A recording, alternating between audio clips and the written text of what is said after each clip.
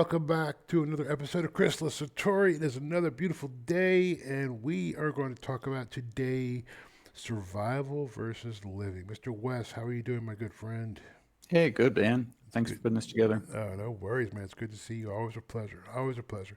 So, one of the questions we get as far as with our last episode, we talked about escapism, but we touched on this a little bit as far as taking the time to better yourself. So that kind of lends into this one and defining what survival versus living really is.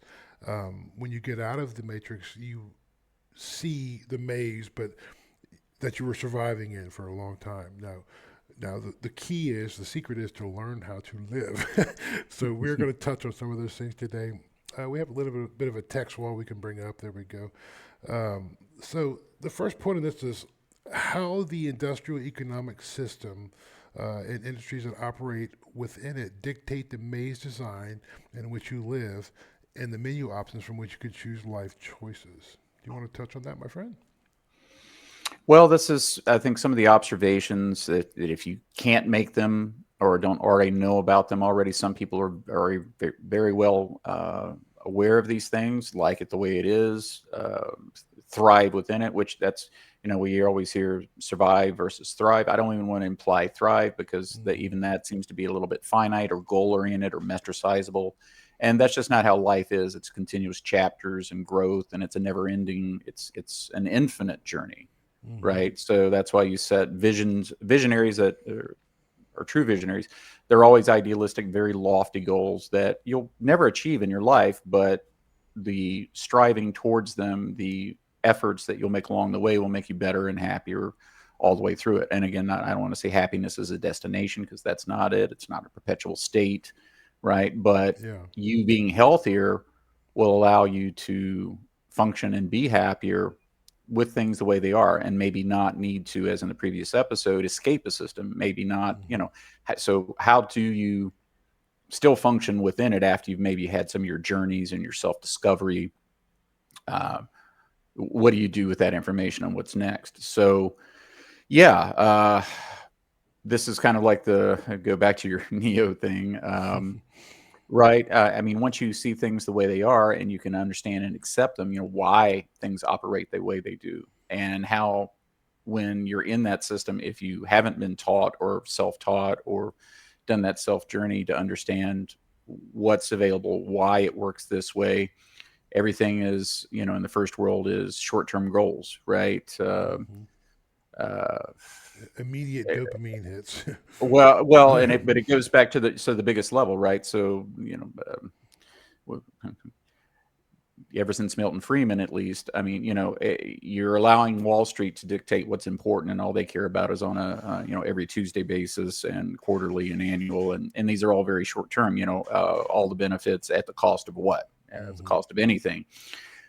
So a lot of these things that determines how you'll be judged, valued, rewarded, your own goal setting, and everything in around our system works that way, right? Even as a child, so the grade system and what your career going to be, which there's no such thing almost really as a career anymore.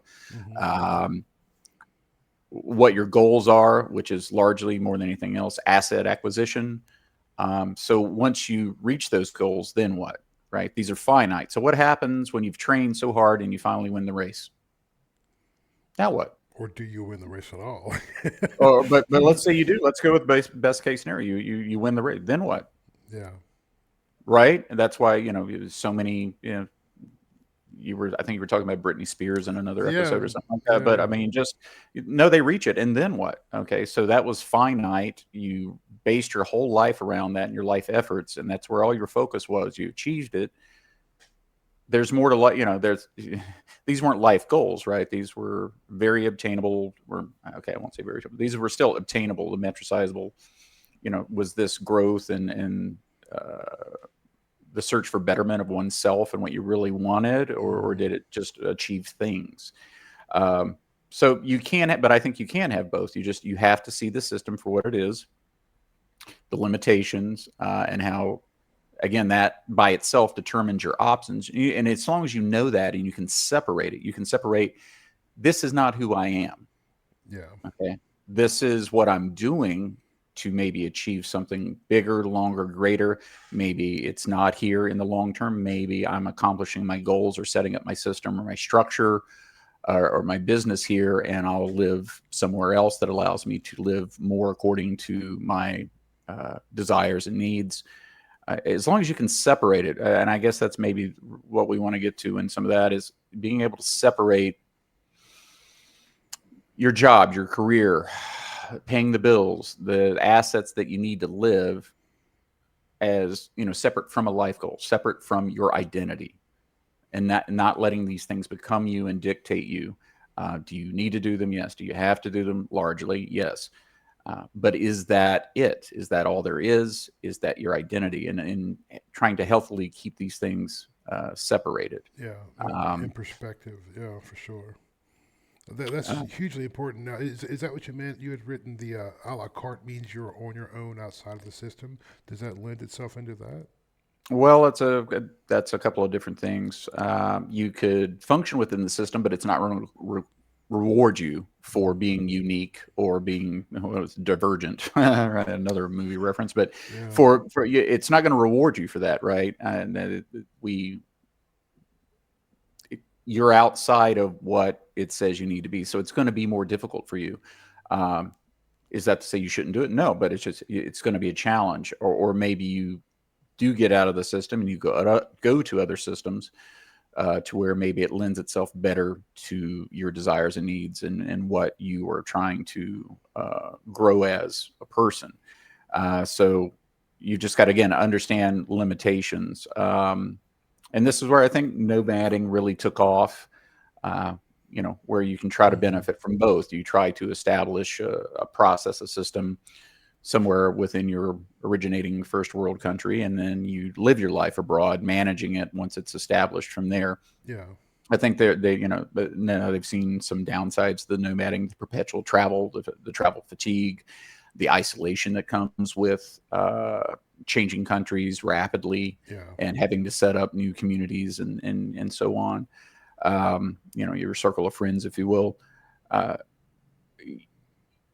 it's difficult it is. Yeah, to not be part of the system when you're in the system, right? It's harder. It's a challenge, and you just, again, if you just acknowledge and separate that that these are the terms of the game.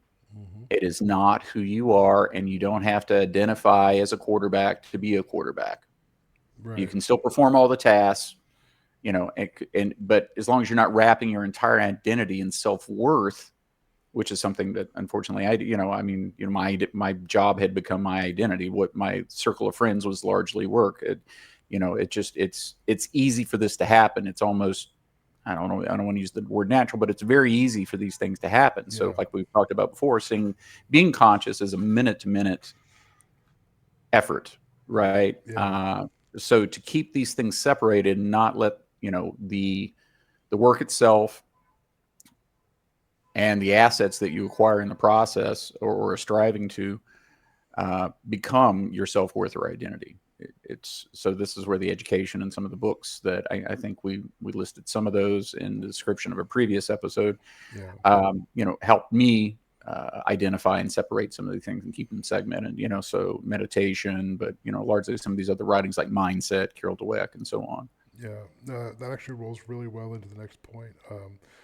To give credit where credit is due, America is still the most abundant system to operate within for opportunity. Now that a lot of escapists would tell you, oh, I could live on American salary in another country and live like a king, and that's very true. But the opportunity still comes from the Yeah, you states. needed America for that, You right? needed America, so for all its flaws, it does have the best. It's and I know it doesn't seem like it with people in different positions in their life. This might upset some people, but by comparison of Mhm. other countries, it's like opportunity on tap. Yeah, By comparison, by comparison. very, very, very much so. And even if it doesn't seem like in the U.S. at the time, like depending on what phase we're in or whatever, but it's definitely um, it's got its pluses. Like I guess don't. Yeah, the grass is always greener on the other side of the fence. Don't, And that's part of that journey. I think that's why yeah, you should travel. In our previous episode, we say I it think you should get that helps you exposure, but understand it. Yeah. then you see that, kind of people are people wherever you go, even when the cultures are different, and so on. So, and unfortunately, it comes down to more of their economic systems and models, kind of like while we're touching this, than a lot of things. You do have some substantial differences, like in the East versus the West, right? That's Mhm. something we should have mentioned in the last episode. But collectivism versus individualism, Oh, look into yeah. that, understand the differences there. That is something you can't escape. Right. If you're in their world, you're in their world. Yeah, that's super duper true, man. Like, and the more you're out, the longer you're out, the more you realize these things.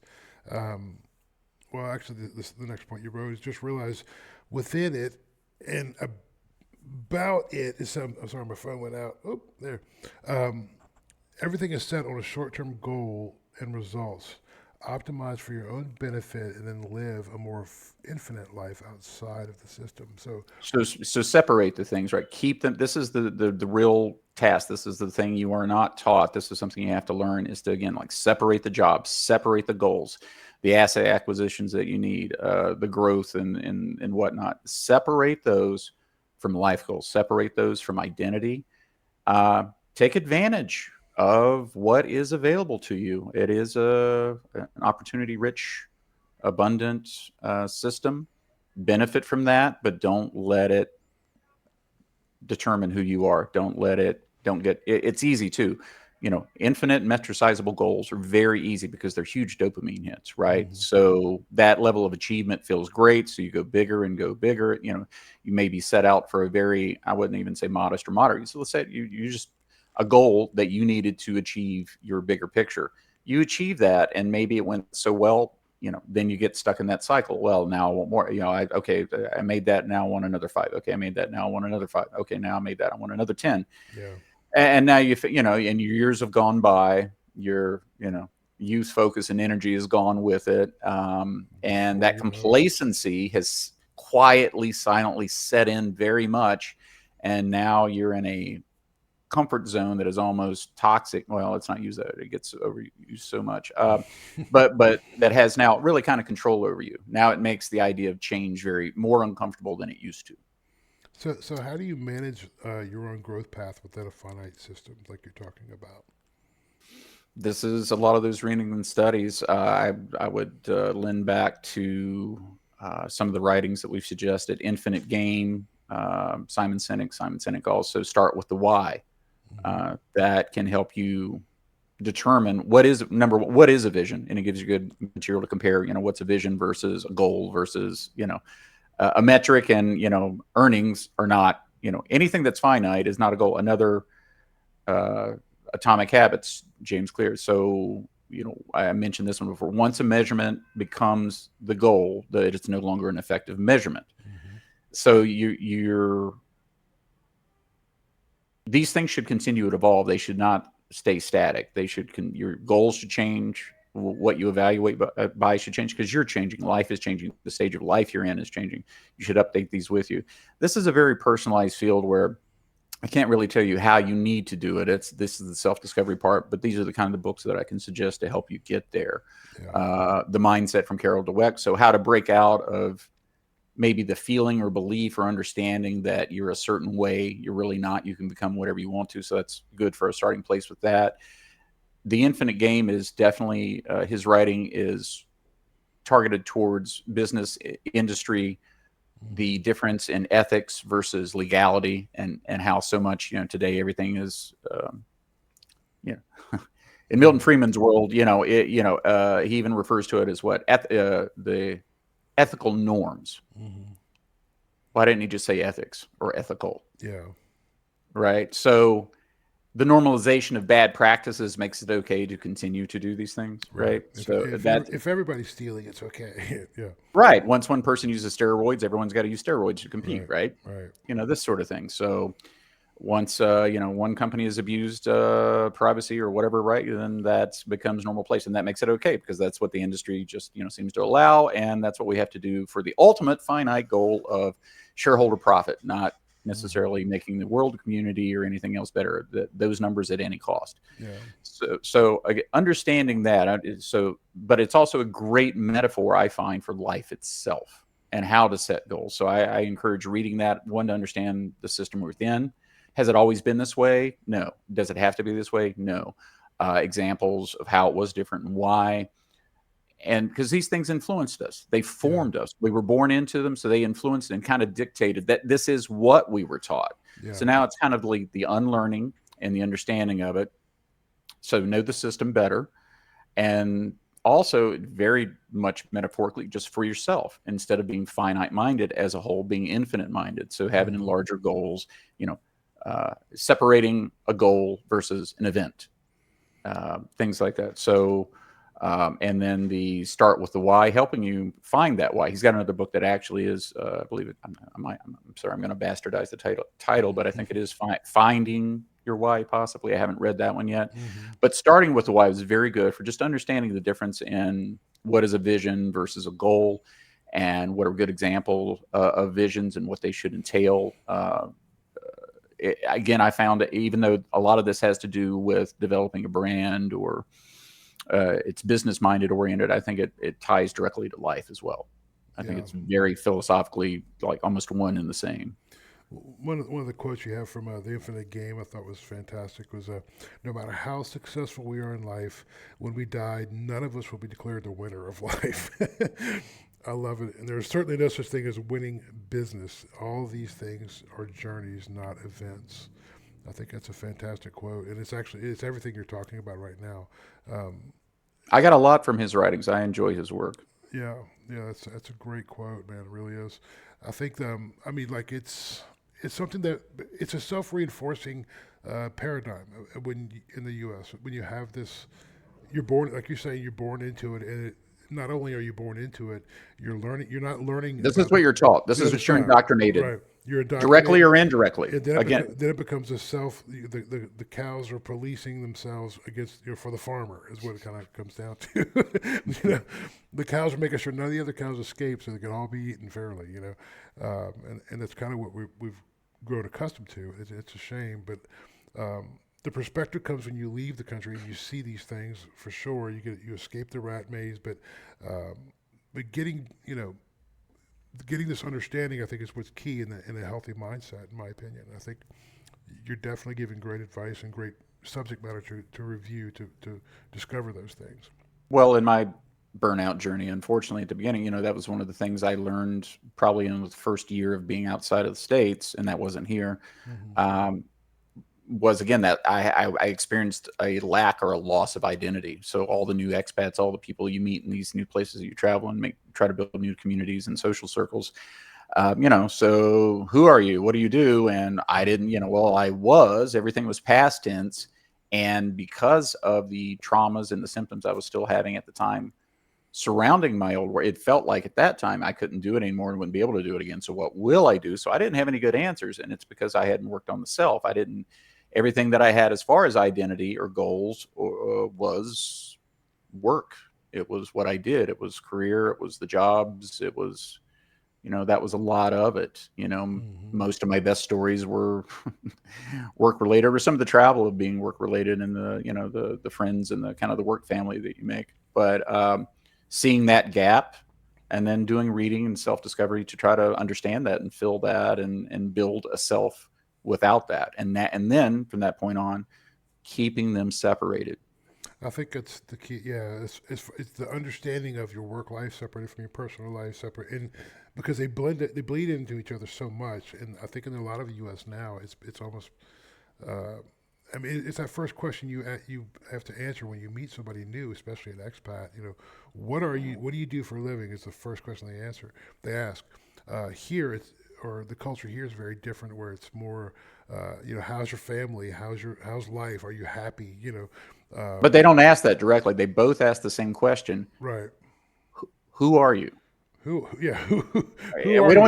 We don't even say that in America. We don't say, what do you do for a living? We might say, what do you do? But we don't even say that. That's all implied and inferred. Culturally, we understand it that way. You define when they ask that outside of America, they're asking more to what the points you just were, So, what do you do for time? What do you enjoy? What's your Hmm. what are your hobby? Not even hobbies, because they don't No. even see it that way. It's how do you live your life? Yeah. How do you see yourself? Yeah. Absolutely. It's definitely a different mindset, a different. But it's so strange. I mean, we are, you know, we're middle aged guys, so and we're just now on that kind of discovery. But it's I wish, That's kind of when it begins. Again, yeah. you spend the first 20 years of your life being indoctrinated in something. If you're lucky, you start to unlearn some of that for the next 20, and then you have Hmm. this. That's why it's identity crisis, they call it, because I did all these things that I was told to do, or even if I wasn't told to, one way or another, it was inferred. It was I was corralled. Again, it was what was available on the menu. This is what you had, what you needed to do to survive, right? So you did what you needed to be independent, to have a life, and we're monkey see, monkey do. So you're just going along, and you do those things, and you get to that point of, okay, now what? Right. How can one be the best if there is no finish line? I think it's a great quote as well. There's no finish Well, line. right, in life there isn't, right? So Mhm. another quote from Cynic, we see infinite games all around us, games with no finish lines and no winners, as an example. So there is no such thing as coming in first in a marriage or a friendship, for example. Through school, though school may be finite, there is no such thing as winning education. You can beat out other candidates for a job or promotion, but no one is ever crowned the winner of careers. So it's separating, events, accomplishments, short term that you need, that you have to do, right? Because again, Yeah. there's survival, unfortunately, and then there is, why are you doing it, and what do you want to do with this once you're there? Start with the why. Yeah, for sure. That's a profound statement when you really think about it. I mean, because everybody looks at everything in America, especially America, as winning. You have to win. You got to win, win, win, win, win at everything. And there is no finish line, and there's no winners. No one's going to crown you. No one's going to put a first place ribbon on your chest. Um, Oh, and they will for a day, like in a for sales position, right? right, They're throwing a huge party. You were top sales of the division. Here- You come into work the next day, and they're looking at you. here's your What pizza do you get? party. What have you done for me today? Right, All right. right, that was yesterday. Yeah, you were the best yesterday. What are you going to do for me today? Yeah, you yeah. know.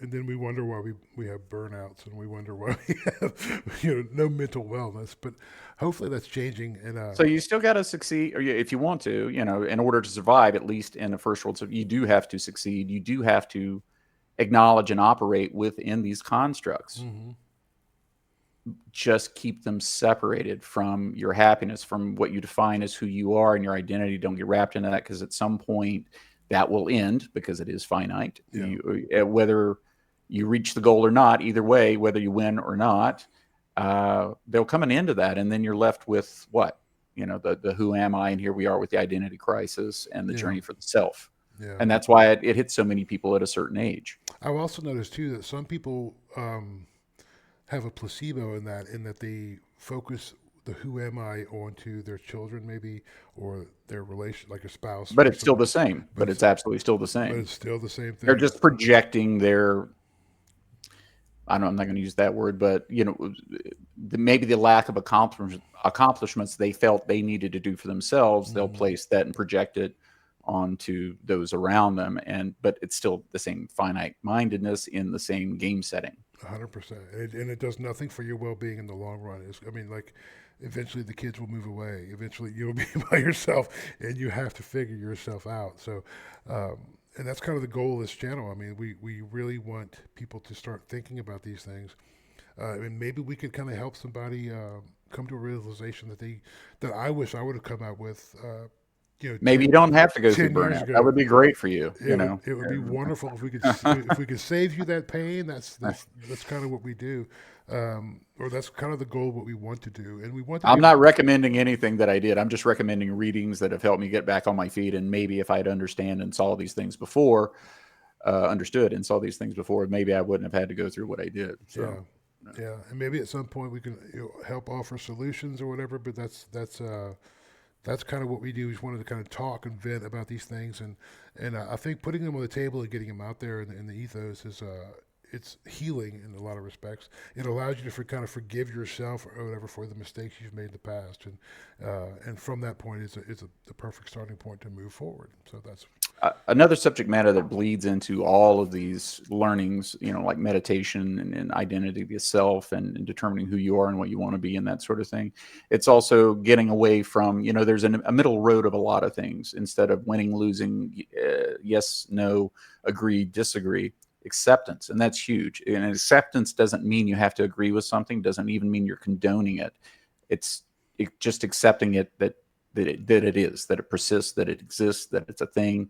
So that's where I think some of this comes down to, maybe not get hung up in trying to change the world around you. Yeah. If you can't, if you can, great.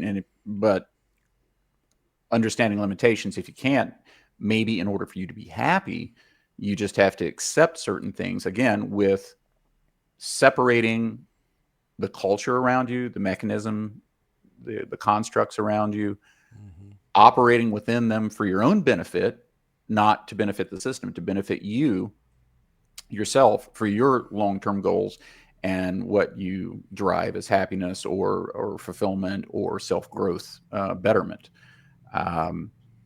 So that's where, so like with realize your boundaries, accept the options, choose those that are in your best interest for a finite goal within the system you live in, but with a finite goal of your growth. Because again, it's not a finish line. It's like once you're out of the, that's not a win either. That's just a new chapter.